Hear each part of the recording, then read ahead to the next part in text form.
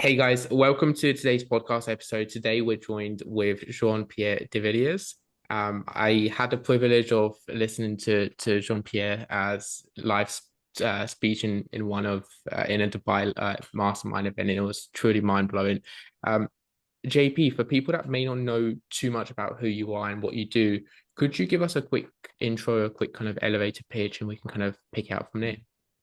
Yeah, so first of all, thanks for having me on, Plum. I'm a mixture between a performance coach, teaching psychological skills for high performance, winning, being at the top of your game, but also thriving under pressure, mixed with a spiritual coach, working on meaning, purpose, faith, resilience, or what I call spiritual fitness. And I'm a perfect blend between those two. I'm very much a high performance individual. I'm pushing to the edges in all of my life or all the areas of my life, achieving, writing books, speaking around the world, etc. But I'm also deeply spiritual. I was a monk for a short time, a Buddhist monk. I've lived for 16 days in silence. I meditate every day, and really, my spiritual practices changed my life. My physical practices got me to be the person that I am and to be recognized for the person that I am. But my spiritual practices gave me fulfillment, happiness, joy, and a peace. So I like to teach people from both of those angles and really come to the intersection, or teach people to get to the intersection where there's a perfect balance between your physical life and your spiritual life. That's really interesting, and one thing that almost spoke to me and came up was you mentioned that kind of journey for you has really changed your life. How has it changed your life? Like what's the kind of where were you and how has it kind of transitioned and pivoted to? Because for a lot of people listening to this, it'd be like JP's living the dream. He's in Thailand, he's traveling the world, he's writing books. It's truly inspiring. So So, being a coach for 20 years, I've worked with a lot of people that are successful but unfulfilled. And I would teach them from a place of mindset and psychology. I would teach them from a place of physiology and taking care of your body through your habits and stuff and your nutrition and your fitness. But I didn't really touch on spirituality. So I was just teaching mind and body, mind and body. And I'm an experiential coach. I don't teach on knowledge or theory or some book that I've read or some person that I've copied their teachings. I've just taught what has worked for me.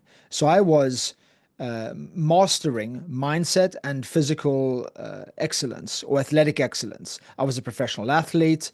I was a performance coach. I was representing Tony Robbins. I was flying around the world, speaking in 20 countries, etc. But when I was hit by a car, left for dead on the side of the road, and it was a hit and run collision. And when I went through that whole experience of almost dying, being in intensive care for 2 weeks, in hospital for 2 months, recovering for a year, I couldn't do a lot of the things that kept me so busy.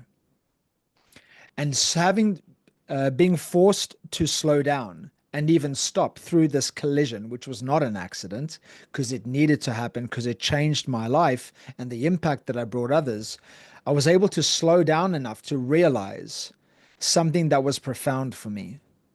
And that was that I was rushing so much through my life with physical excellence, with mental resilience, that I kept chasing, chasing, chasing, just like a lot of my clients.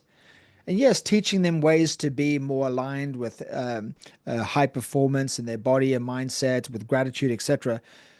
But I realized that I was looking forward so much that I forgot, or maybe even didn't realize, that what I wanted to achieve as a child, I'd already achieved. And many high performers do this. You know, they're high performers, they're high achievers because they want to fill a void. They experience something in their life and they don't want to experience that again. They want to change their life. They want to be better. They want to take whatever was a void and they want to avoid that at all cost. And they want to create a better life for themselves or their family. So for me, that was an obsession for me. But all I wanted when I grew up was to be healthy, to be wealthy, to be happy, to do what I love. And yet I was still chasing bigger goals, bigger goals. And when I got hit by this car and I was left for dead on the side of the road, when I recovered in hospital, I realized something. Oh my God, I almost died. And the doctors told me, I don't know how you're alive. And in that reflection, I lay in my hospital bed for days, weeks. And I thought, man, what would I have thought if I had died? And I thought, one, I'd already achieved a lot of things that I wanted to achieve, and it's okay to slow down in life. And now I teach that to every client. Stillness is the key. Slow down to speed up. Peace is found in reflection, not in action. Fulfillment is found in stillness, not in chaos. And I realized that actually, one, I had fulfilled so much of the goals that I'd had for myself, but also in that reflection and spiritual practices, like tapping into my spirituality, because I couldn't be busy, I was now in recovery. I realized that actually, if I was going to die, Plumman, there was a lot of things that actually I wasn't owning up to in my life. And death is a powerful motivator. And facing my own death, I realized that actually there was a lot of things I was saying one day in the future, one day in the future, I'll just keep being busy and one day it'll come. And then I realized, like, man, one day might not come. So, long story made very short, I got loads of tattoos, I got divorced, and I moved to Thailand. And obviously, I'm being playful, but Yeah. but to sum it up, I just made a decision to just live my life more fully, to realize that actually, if we live in this physical world and we make everything linear, life is really hard. But if you choose to step into your spiritual self and you become the person you want to be energetically, with your vibration, your frequency, and you just start looking for everything that it is that you want to be versus do a year from now, 3 years from now, 5 years from now, just become that person. And I was always putting things in the future, having a child, having a family. Since that accident, I've already had a kid, I've got divorced, I've had a whole life's journey just in 5 years because I just decided to not put anything off anymore. And that's the way I will choose to live my life for the rest of my life, regardless of whether I live for a year or 100 years. I just like, if I want to do something, I'm going to do it. And that's what really, really changed for me. I mean, I almost moved to Dubai in closing. And one of my friends, Matt Haycox, was like, after I told him I'm going to move to Dubai before I moved to Thailand. 2 months later, I had my residency, I had my visa, I had an office, everything. He was like, man, so many people talk about shit and you just do it. And I was like, well, that's what happens when you almost die. You just realize that, man, time isn't promised to anyone, bro. Time is not promised to anyone. It's almost like the entire thing is like this big urgency now is it's like so much more urgency because you realize it's like so finite, everything we all Absolutely. do, I guess. One, and it's going to be an interesting kind of an interesting conversation. But one thing I remember that almost spoke to me right away was like um doing some therapy sessions about 2 or 3 years ago. And one thing that I always said, and the counselor laughed at me, was like, I was like, I don't want you to rejig anything too much in case I become less ambitious or less kind of like work focused. And like that's where I almost think it's an interesting one for you and your clients. It's probably like you'd realize it's not that. But do you find like high performance and business owners have that fear in terms of not one? Absolutely. I had a client that just signed up with me. When he first got in touch with me, like October, November last year. I only signed up in January this year. Now it's February, almost end of February when we're filming this. And he told me the reason why I was so hesitant and I was not committing for 3 months was because I knew that if I started working with you, I'd have to face changing, and I wasn't ready to change. And some people don't work with me for that reason. You know, I go and I've done a lot of talks around the world, and I always say, if you come to me for magic dust, magic fairy dust, or magic spray, or a magic wand, like you come to the wrong place because you're going to put in a lot of work, not over a lot of time, but with a lot of focus, with a lot of energy, with a lot of intention, and your life's going to change. And some people just feel like, man, I'm not ready to let go of my old self. I don't know if I can believe in myself at that next level. I don't know if I've got the resilience to maintain that next level. So absolutely, in my own career and my style of coaching, people not trusting themselves and fear itself stops a lot of people from working for me because I am not someone that changes people's life, but I am a catalyst for change. I've said to people over the years that when they say, "Oh, I'm like this and like that, and my life is ABC because of XYZ," I'm like, you're just justifying where you are. And I always say the same thing. If you come spend 1 week with me, come live with me for 1 week, it's impossible I will not rub off on you. Absolutely impossible. When you see me or hear me getting up at 4:30 or 5 a.m., when you see me in the gym 1 or 2 times every day, when you see me meditating, jumping the trampoline, skipping, blah, blah, blah, when you see me reading books, when you see me making content, when you see me on my treadmill doing coaching sessions, like it's impossible that it's not going to rub off on you. But people are afraid.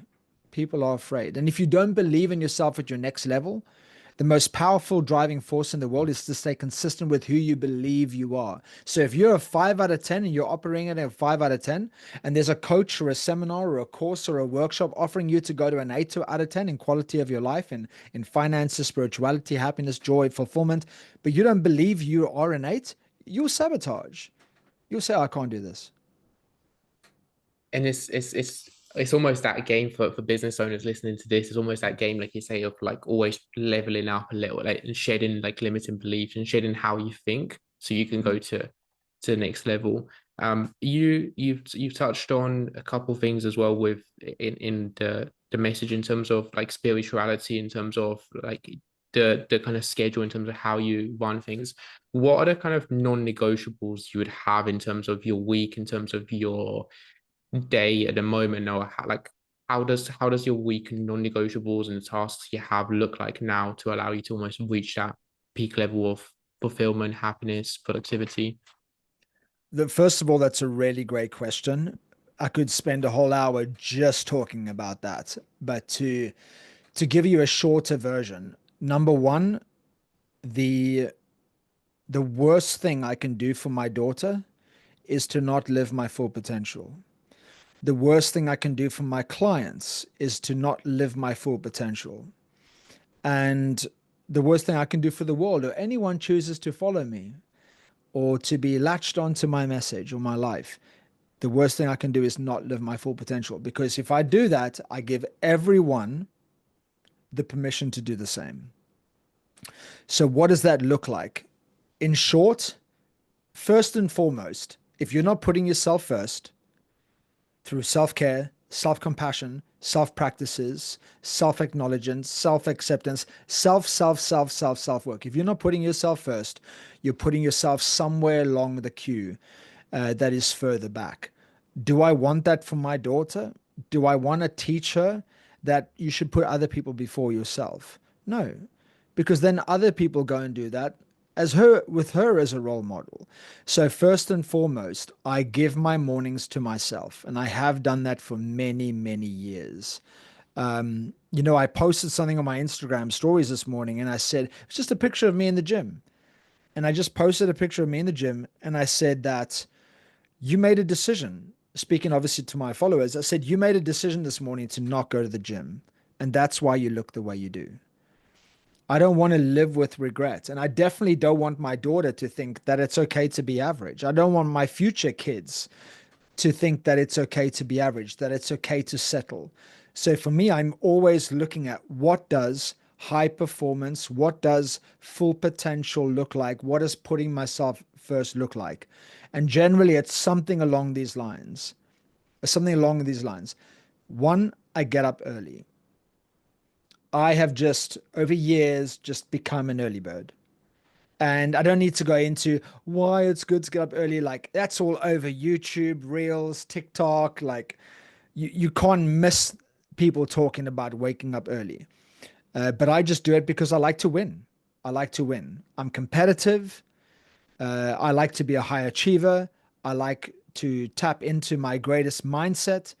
And when I wake up late, I just feel lazy. It's just that simple. It's not more complicated than that. I feel lazy. I feel like half the day is gone already if I wake up at 7 or 8.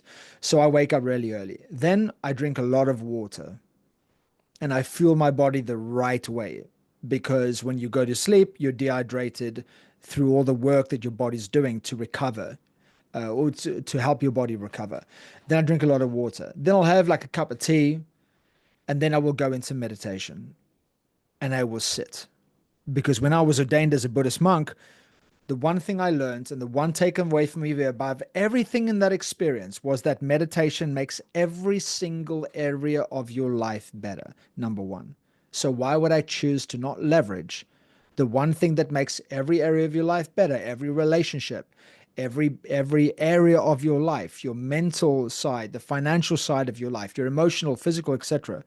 It brings you to a place of peace and calm and grace and ease and gratitude. But also, if you don't have time to sit with yourself for 5 minutes, like you can tell yourself all day long how successful you are. And you'll have meetings coming out of your ears. But if you don't even have the ability to book a meeting with yourself, you will never convince me that you are successful because you are at the back of the queue and you're just painting this picture of, look how successful I am. And you don't even know how to sit with yourself. So I meditate. And then I do some kind of physical activity because when we wake up, just because we wake up, it doesn't mean we're fully awake. So I engage my body, my mind, my spirit. I use a trampoline. I do skipping. I do yoga. I do burpees, push-ups. I just let my intuition guide me. And I just ask my body, what do you need this morning? And when I've done that, then I sit down, absolutely non-negotiable every day, and I write here. Oopsie, why is that stuck? I write in my journal. I write in my journal every single day. I don't want to show up by coincidence, and I definitely don't want to show up by mistake. I want to show up absolutely on purpose with clear goals, clear intentions, and my energy and attention on exactly what needs to get done that day. And there's not a day that goes by that I don't do that. And you can call me obsessive. That's fine. I am obsessed. But even Christmas Day, it looks like that. I'm like, I schedule everything. Like, okay, I'll go 2 hours with this person. I'll have Christmas breakfast. Then I'll do a quick run. It'll take me about 45 minutes. That's just the way my brain works. And then, of course, when it comes to psychology and confidence, confidence is created through ticking off goals. And when you tick off goals, your confidence continues to go up and up and up and up and up. So I set daily goals every day of my life.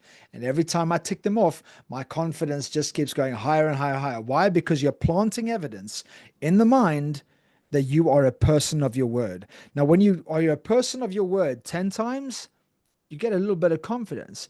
But when you're a person of your word 1,000 times in a year, 1,000 goals set, tiny goals throughout a year, you've got 1,000 pieces of evidence to say, I always do what I say. And that creates an unshakable, unbreakable, unstoppable MF or mother beeper. Yeah, yeah. I don't want to Two, swear on your yeah. podcast. Amazing. Two big things that I almost wanted to touch on as well and see how you do it. So one was the daily goals and the smaller goals. I know for myself when I was first getting into it, I'd watch all the YouTube content, I'd read all the books, and I'd always have these kind of big year, 2 year, 6 year, like 12 year goals and all of this kind of big stuff, but I almost never gave myself permission to celebrate. Like, how would you almost go through like a goal setting exercise for yourself or for your clients? Like, what's the kind of processes you would use? Is it bigger goals into smaller daily goals? Because that seems like it sounds like a much better way to almost have the daily small bits of celebration. Almost that makes you sound like you're winning daily rather than waiting to win once in a year or 2 years. Exactly. So I just got off a coaching call earlier today, and I said to my client, I often say this to different people, but I said to him for the first time, I said, treat every day like a life. Because if you treat every day like a life. Because if you live only by 1 year at a time, then you might say, oh, I've got 3 goals for this year. But guess what? It might be 9 months, 10 months, 11 months before you achieve those goals. So how focused are you going to be? How in alignment are you going to be? You don't know. You're kind of just hoping for the best and going for it. But if you treat every single day as a life and you say, the only life I have is today, you're going to say, right, what are my goals for today? And go tick them off. Now, if you say this is a life and you're going to create those goals, once again, you're just ticking off loads of goals every day. But also, how grateful are you going to be if you treat every day as a life where you wake up the next day and go, oh my God, I get another life? Because every single night of our life, when we go to sleep tonight, someone is going to die in their sleep. hundreds of people probably are going to die in their sleep tonight. And we just wake up the next day, every day, every week, every month, like it's just something that just happens. No, it doesn't just happen to everyone. You're blessed if you get to wake up another day. So then you say, okay, never mind the future. I'm just going to see it. What can I do today that will equal the best version of myself, that will equal progress, that will equal fulfillment and joy? So that's the short answer. The long answer is, and this is a whole conversation if people want to reach out to me. I mean, I have a 7-step model for what I call spiritual fitness, which is everyone is climbing a mountain in their life, and the summit of the mountain is living at the center in their heart with happiness, joy, peace, fulfillment, right? That's achieving your goals. Once you've achieved everything, then you get to the summit of the mountain. Then when you get there, you kind of rest and you're like, yes, I made it. Then you look for the next mountain. But on that mountain, in 20 years of coaching, this is what gets people to the top of the mountain. Number one, identify your highest values, what you stand for and what you don't stand for. Number two, identify a compelling, clear vision. How do you want your life to end? What you want to stand for, what you want to be known for, what you want to create. Number three, what's your mission? What do you want to do day to day that is the vehicle to get you from living inside your values every day to fulfilling this vision? That's the mission. The mission is the vehicle, i.e. your work, your job, your vocation, and you can change that as many times as you want. What matters is the vision. Never give up on the vision for your life, your family, your purpose, etc. What you plan to do with your life, but the vehicle can change. I mean, I was a personal trainer. That was a vehicle. I was a boot camp instructor. I taught spin classes. I've done life coaching. I've ran seminars on nutrition and fitness. I've had many, many vehicles in my career, but the vision has always remained the same. Inspire people to live their full potential. That's never changed because I was always the person wanting to inspire myself to live my full potential. And that problem that I was trying to solve for myself, that became my purpose. That became my passion that I wanted to give to other people. And it was never something that I needed to be motivated or inspired by because it was the one thing that I was always trying to figure out myself. But the mission was the vehicle, and the vehicle's constantly changing. I lived in the UK. That was my vehicle, working from the UK. Then I moved to Thailand. I jumped out of a vehicle that nurtured me financially for many years, and I took a massive risk. But the vision didn't change. And then I built a new vehicle in Thailand, and I have done over the last 2 years, almost 3 years. And then the fourth one is in setting your goals. Now, these are the pillars for setting your goals. We haven't even got to goal setting. It's values, vision, mission. And then the next one is, because life gets tough. Life punches you in the face. Business does, the economy does, family does, breakups, breakdowns, etc. You need to have a very strong why. So the fourth one is your purpose. And that's what gets you up out of bed every single morning, or that's what gives you what we called off camera, or we spoke to, was resilience. If you have a strong why, you have a powerful purpose, then you have resilience. You have strong spiritual fitness. You are driven by faith. You are driven by purpose. You are driven by passion. You are driven by a big why that is beyond and bigger than yourself. Now, these are the first four pillars for understanding yourself, your life, and what you want to do with your life. Values, vision, mission, purpose. Like four legs on a table, once you have these clearly identified, you have a strong foundation for your life. You cannot convince me that someone that knows their values, their vision, their mission, their purpose, that they don't feel like they're sitting on a strong foundation. Now, from this place, you reverse engineer goals back from the vision. And the goals must be keeping you in alignment with your values, because when you're out of alignment with your highest values, that's where suffering comes into your life. You might be busy and successful, but it's not even in alignment with your values, you will have suffering. So it's reverse engineer goals back from the vision that keep you in alignment with your values whilst going towards the vision, and they fit into your mission, which is, for me, it's currently coach, speaker, athlete, right? So if I want to set goals that are helping me to create my vision of inspiring the world, that keep me inside my values of fun, freedom, fitness, etc., then I say, okay, well, what are these goals that fits into this puzzle? And then once again, it's just remind yourself of why these goals matter so that it inspires you to go and achieve those goals. I'm 43 years old, knocking on 44. I'm again thinking of stepping into a professional boxing ring. Why? Because my life's not about me. The accident wasn't about me. It happened to me, but it didn't happen. It wasn't for me. It was for other people. And for people that have given up on life, I want to show that regardless of what has happened to you in your life, you can keep pushing forward. You can keep creating. You can keep building. You can keep changing, transforming. Anyway, so back to goals. So now you work out these goals that are in alignment with the 4 pillars.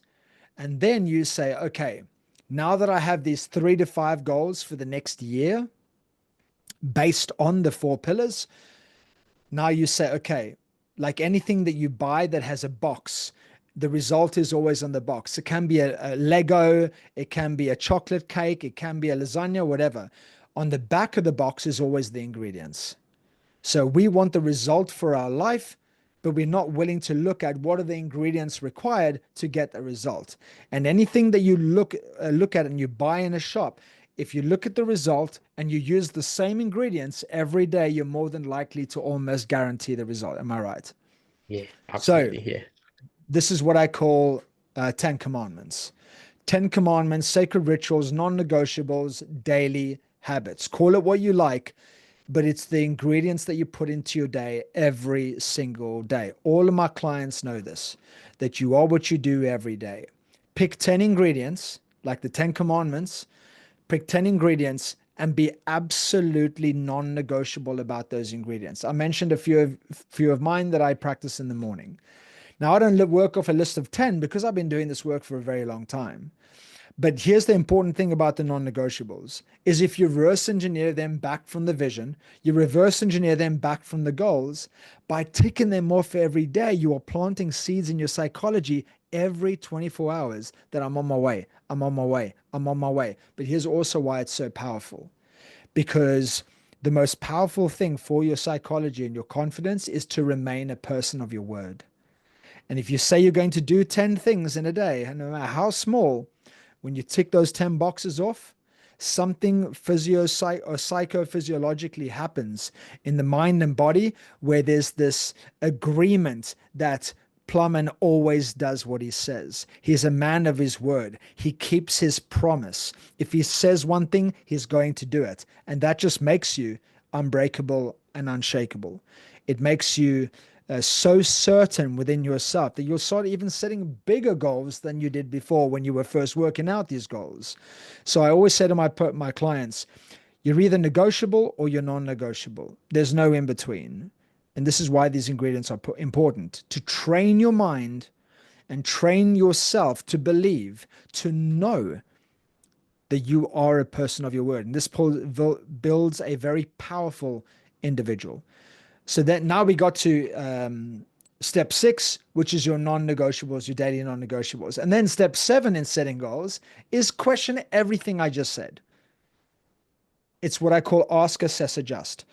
Ask great questions, assess, is this really it? And then adjust. If there's something better, something that can be done differently, just keep asking, assessing, and adjusting. So those are the 7 steps for setting goals that I use with all my clients and my students in my group coaching community. Values, vision, mission, purpose. Values, vision, mission, purpose, goals, non-negotiables, and AAA, self-assess. I told you I could speak Yeah. about that for a long Yeah. time. That was the The short version. the Ten Commandments with alongside the goal setting framework is huge in terms of for especially for business owners here like listening to this because it's so easy. You know, you wake up first thing in the morning, you see Instagram or you see something that triggers you, and you're like always thinking about like am I doing content or am I doing this or this client's going to drop off or all of these kind of thought processes, and you always kind of like you never switch off. But I guess the biggest thing here is setting yourself first and setting your clear boundaries and setting your clear commandments makes you non-negotiable in the sense that you serve yourself first, and if you serve yourself first you can then serve clients much at a higher energy. Absolutely. The greatest leadership is inspirational leadership. The first place of leadership is self-leadership. I don't care who you are. I don't care how much money you have. I've hung around a lot of people with a lot of money. I've been on super yachts. I've been on private planes. I've hung out with sheikhs at the Grand Prix final. If you don't come across as inspirational, there's no part of me that wants to be like you. And of course, if you don't come across as inspirational, there's no part of me that's being inspired by you. And the whole world is looking for inspiration every day. So why not become that inspiration for people? And how can you be an inspiration for people if you don't put yourself first? That's just, for me, it's just common Yeah, sense, but common sense isn't that common. You know, yeah, I know a lot of people that have money, but they look like shit. And when I look into their eyes and I see the way they talk, I'm like, they feel like shit too. Like anyone can make money by just, it's not that hard to make money. Just sit at your computer all day and you'll make money. yeah. But it's not It's so yeah, easy to take care of yourself because that requires something that is not just something like some strategy that you can learn. That requires self-love. That requires uh, loving yourself enough to actually give yourself permission to feel amazing. And that means facing yourself, facing your past, dealing with your traumas, and not running away from things you're afraid of. It's once again, it's like going to the gym. It requires work, but it's not physical work. It's not physical fitness. It's spiritual fitness. when it comes to that one kind of keyword, one key like message with facing all of this and going head on, how would you do this? So you would have, you'd have people that are like, okay, maybe I've gone through some hardship, or maybe I've gone through trauma, or maybe I'm doing this because of this reason, because of my bullies, or whatever it might be. How would you, they kind of feel like they have something there that's not quite, they're not facing some kind of demons, or something along the lines. How would you go about kind of going through and actually turning that around and facing it and overcoming it? Like, is there any frameworks for that, or is it very independent based on a person? It's very dependent on the person, but there is something that is helpful, and that's to seek one inspiration every day, to seek inspiration to change. Number two is to seek competence, learn strategies for change and transformation. And then number three is to seek relatedness. And that's to look for people and get around people that are already changing and transforming. It's pretty difficult to believe that you can't be better when you're not around people that are already becoming better. To go back to number two, seek out competence. It's pretty difficult to believe that you can have a better life if you don't know how to do it. I mean, that's just common sense, right? But also, uh, someone that's suffering, they generally don't want to be told to change because no one chooses suffering. You're suffering because you don't know how to get out of it. So this is why seeking inspiration every day is the first step to change and to improving your life and to get out of your way and to get unstuck, to get out of your limitations, to get out of your limiting mind, to get out of the things keeping you stuck, even if it's deep within your psychology or deep within your subconscious, because of stuff that you've experienced in your life. My vision, my mission, my purpose is to inspire because that's the first step to change. To feel inspired and want to change means that you give yourself autonomy, means that you're not being controlled, you're not being forced, you are standing up and saying, this is my choice. And what helps a lot of people that are suffering or stuck in life is to see someone else that has got unstuck or out of suffering. So it's to do those three things. Seek inspiration every day. Seek more competence every day by studying, learning, growing. Even I go to my coaching sessions, my clients pay me up to $30,000 a year for coaching. When a client says to me, oh, I've read this really good book, it's this title, and I don't know the title, every single time I say, please send me the book. Because I'm not ignorant enough to think that, oh, I'm already at the top. No, I want to keep growing. I want to keep getting unstuck from my current level. So anything I can gain more competence, I'm all in. Like You mentioned a book to me, 100%. Within 24 hours, I'll be on YouTube at least, typing the title of the book with the word summary. And then I'll listen to someone doing a review or summary of the book. If I like it, I'll go listen to the audio. If I like it even more and I want to take notes, I'll buy the physical book. And this is why I have over 300 books in my house. So powerful with that side of things. Like one big one to touch on as well, JP, is your your journey. You kind of touched on this already with the boxing and looking to get back into this, and the vehicle in terms of personal training and that kind of stuff you've done. So what almost how did things transition? How did the kind of so you the car crash happen? Like how did things almost transition and pivot? Because there's a huge amount of like resilience and huge amounts. I know you mentioned like the Dubai story.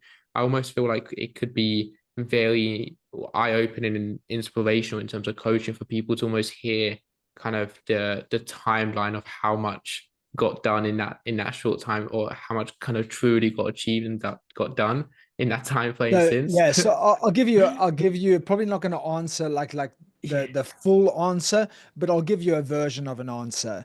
In 2019, what's that? 5 years ago, huh? What are we now? maybe 2005. So yeah, it's almost six yeah, years ago now. yeah, Wow. 2019, I was already doing really well in life, but I was kind of speaking, coaching, being an athlete, doing challenges with clients, raising money for charities, that kind of stuff. And I was in a very comfortable marriage. Right? It looked really good on paper. It looked good on social media, living in the middle of England, nice house, nice car, etc. Beautiful wife. But when I had the collision, that was May 2019. I was in hospital until end of July. So let's just say from May 2019, August next year, just over a year exactly from getting out of hospital, I climbed Mount Kilimanjaro, the highest mountain in Africa, to the roof of the highest point of Africa. 6 months later, I ran 3 marathons in under 24 hours. A few months after that, I did an Ironman triathlon. And then about 6 months after that, I made a move to Dubai, or was making a move to Dubai, set up my business, everything there. And then 2 months later, the borders of Thailand opened after COVID was finished. And I was like, oh my God, I forgot about Thailand. It's like, I've been doing Thai boxing for almost 15 years. I've ran 17 retreats here. I got one in April. And I was like, no way. Like Dubai is amazing, but we were talking about this before off camera. But I was like, I would much rather live in a place that's a spiritual home for me, and also is way more affordable. So then I have a lot of more money to play with. Because definitely, one thing that's everything for me is spending time with my daughter. Like even now, being in a meeting with you, I can hear her. You won't hear her because of my mic, but I can hear her, and I cannot wait to get back to her. And the amount of time I spend with her, if for any dad, is very inspiring. She's been in the gym with me today. We've been eating. I took her to school.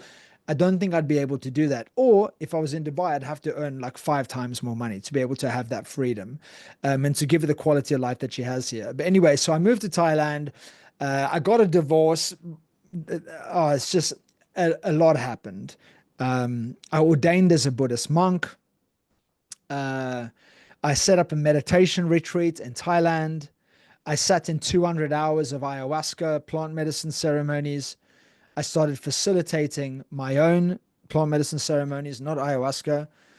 I studied breath work. I got in a new relationship. I just alluded to it. I had a daughter. That didn't work out. Now we co-parent. We live 10 minutes from each other. Now I'm in another beautiful relationship. But yeah, a lot has happened. And this is not me showing off. I'm saying that when you choose to live your life like you're going to die, you can just achieve so much. You really can. And when you choose to live your life, reminding yourself every day that you're going to die, you just don't give a shit about failing. You just don't care. Because at the end of the day, you're not going to come out alive. So you just think, you know what? I'm just going to live my life. I've probably doubled my tattoos as well because life is so temporary. I thought tattoos are temporary, but they're not. They're so sorry.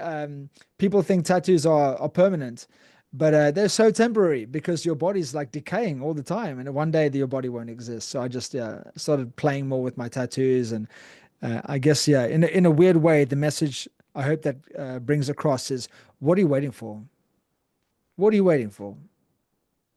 Like, I've lived more in 5 years than a lot of people have in their entire life. I know people that have been stuck in a job, same job, for 20 years just because they want to take care of their children and they don't dare to dream. I've got friends that have been in jobs for 15, 20 years and they don't even take holidays abroad. I mean, that just blows my mind. Like, there's so much of the world to experience and you don't experience it. For what? Like, this is a game. Yeah. Imagine just um, playing an arcade game and saying, oh, you know what? No, I'm just going to stay level one. I just want to stay level one. Like, I'm happy here. Like, no, man, go all the way. Go all the way. There's so much more, and that's the biggest thing I almost pick up from that timeline and that's those stories is there's so much you can do if you just kind of give yourself the permission to it. And give yourself permission to do it. Absolutely. That's a big, big thing. That's a key to living a full life. Give yourself permission. And I honestly, like, hand on my heart, on my daughter's life, I'm honestly just getting started. I'm just getting started. I feel like everything in my life was a setup for this moment. I'm so excited for the future. Every day I say to my partner, oh my God, life's amazing. I can't wait for tomorrow. As if tomorrow Yeah, comes. incredible. One, I guess just one of the last questions, one of the things that just came up as well just now was you almost alluded to it a little bit. So for business owners, for people listening down, like at JP, I do want to do more. I wanna do this, but I have a child, or for me, it's my parents, my grandparents, and I don't want to let them down, or I want to make sure they have enough, or you know, for me, like one like I guess opening up here quite a bit. Like one traumatic thing for me in the past was just seeing one of my other grandparents pass away and us not having money, or my parents not having enough money for like a proper treatment. And I think that's going to have a big driving factor behind it in terms of the motivation for money and looking after people and kind of almost how do you balance, or how do you, and I think it's going to come back to that, isn't it? It's going to come back to that balance of if you treat yourself the best way possible, you can only treat others. But do you have that conversation with your clients? Like how do you balance the two side of things of like being able to serve the people around you the best possible way, like with money, with whatever it might be, but also living that life of complete fulfillment, happiness, and uh purpose, I guess. So this is an interesting question because a lot of deeply spiritual people are so broke. Whereas I think that money is one of the most spiritual things in the world because if you are living in spirituality or living in your spiritual self, it means you're living from a place of love, compassion, kindness, care. Well, I mean, is there anything better than taking care of everything in your life and everyone taking care of everyone in your life financially? Like to know that everyone's okay because of you? Like that's a great feeling. You know, my partner, my daughter, I supported my mother for a long time, but the people in my life right now are all very well taken care of. That's deeply spiritual. So I have kind of done my very best to, in my life, break the idea that you have to choose one or the other. Like money is deeply spiritual. If you realize you're a spiritual being and you really spend time connecting to your spirit, you will want to be the greatest version of yourself for everyone in your life. If my, it's not about, oh, I want to, make as much money as I can and be the best version of myself. Oh, but I also want to be with my family. No, it's like make as much money as you can so that you can be with your family. Like I can go to the gym whenever I want. I can spend my time with my daughter whenever I want. I can travel whenever I want. I can do whatever I want whenever I want, other than maybe 2 to 3 hours a day when I'm in meetings. And I limit myself to those kind of meetings because that's for me what wealth is. Wealth is living in the things that matter to you most, doing the things that matter to you most, spending time with the people that matter to you most. I just don't believe in working too much. And money usually is always the answer, plumber. Yeah.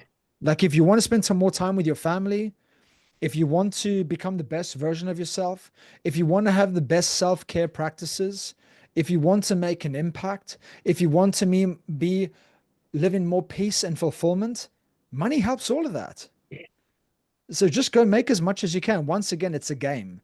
It's like, look, I don't play modern games, but I remember growing up playing Sonic the Hedgehog. Do you know Sonic the Yeah. Hedgehog? And you Yeah. just jump and you collect as many coins as you can. That's just how I see life. That is the greatest way to explain how I see life. One, it's a game. Two, it's fun if you make Yeah. it fun. Three, you're going to collect a lot of coins, which you can leverage. And four, sometimes life's going to F you and you're going to lose all the coins. And then what do you do? What does Sonic do? All his coins go away. What does he do? He keeps going. He keeps going He just forward. keeps going Yeah. and he collects more coins. Like, just people take Incredible. life too seriously, man. Seriously. Yeah. It's just be Sonic the Hedgehog. It's incredible. There's so many big takeaways here, so relevant, like so many big things we've covered. Last question I always like to wrap up with JP is what's like if you could almost either go back in time or if you could have like if you could give your younger self one piece of advice or one lesson, like what would that look like? And I almost know what it might be, but You yeah. take a guess. You tell me. You tell me. The biggest kind of core message I pick up is almost like your how finite everything is one of the biggest lessons, how temporary like everything is and how to not take it so seriously is one of the biggest kind of So things I literally, pick up. I was gonna say two things, but the second thing I was gonna share was exactly those words. But the first one is 100% I would tell myself this first if I could go back to my younger self. Everything you think becomes your life. Everything. Because it's the law of energy, it's the law of resonance, it's the law of frequency, the law of vibration, the law of attraction. It's all law of the universe. What you think, you become. Buddha said it. And he just said, don't take my word for it, come experience it for yourself. When I went to the place of creating a better energy within myself by directing my mind towards the things that I wanted in my life versus towards the things that I don't want, the more I went to the right direction with clear vision and values and with clear on my purpose, things just keep coming to me over and over again. But it took me a long, long, long time to realize that. I know that when I'm not manifesting things in my life the way I want it, it's because my attention is in the wrong place. So it'd be that number one. What you think becomes your life every day. What you think every day becomes your life every day. Get up thinking negative thoughts, you'll have a negative day. Wake up every day feeling negative, you'll have a negative life. Number two, and you said it already, it's don't take your life so seriously. I had an upbringing that I just was so committed to getting away from, and not that it was the worst. I had a lot of joyous moments, a lot of happy moments in my childhood, but I had a lot of struggle with my father taking his own life, with going to 8 different schools, moving around a lot. And because of that lack of security and a lack of certainty, I was an easy target for bullies, getting bullied for 12 years. So I became committed to just becoming uh, like a great, great role model for a human being. And that's still my goal. You know, recently, someone that actually bullied me once reached out to me, and this happened a few years ago as well. And they said, man, weirdly, they don't know each other. They're from different parts of my upbringing. But the one last week and the one like 5 years ago, they both said, I'm very proud to see the man that you've become. And I'm very proud of the man I've become. But for a long time, I put myself under a lot of pressure. I put myself under a lot of pressure. And I should have just trusted the process and I should have just trusted myself and trusted that it doesn't have to be so difficult. It really doesn't. When you align your energy, your thoughts, your environment, the people in your life, and your habits to the result that you want, and you vibrate at that level, the world has to respond. God has to respond. The universe has to respond. And it will. It will every single time because what you think you become. Incredible. JP, thank you so much for jumping on. Where can people find you if they want to go through more of the lessons, more of the story? My name's Jean-Pierre de Villiers, Instagram, LinkedIn, or YouTube, but mostly Instagram. If you want to just see my life, I like to just share my life with people, with my daughter in the gym, coaching, my rituals, my practices in my life. It's my Instagram stories, or my name, Jean-Pierre de Villiers. Amazing. I will have that attached in the description of the podcast. But JP, thank you Amazing. so much. It's been truly eye-opening and truly a pleasure. Thanks for having me, brother. Thanks, Plowman. Thank you.